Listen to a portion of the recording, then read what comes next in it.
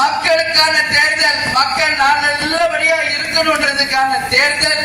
தெளிவாக சிந்திச்சு உங்கள் வாக்குகளை சரியான முறையில பயன்படுத்துங்க. இப்ப எல்லாரும் வாக்கு திருட்டுன்னு சொல்றாங்களே, கேள்விப்பட்டீங்களா? SIR அப்படின்னு கேள்விப்பட்டீங்களாமா?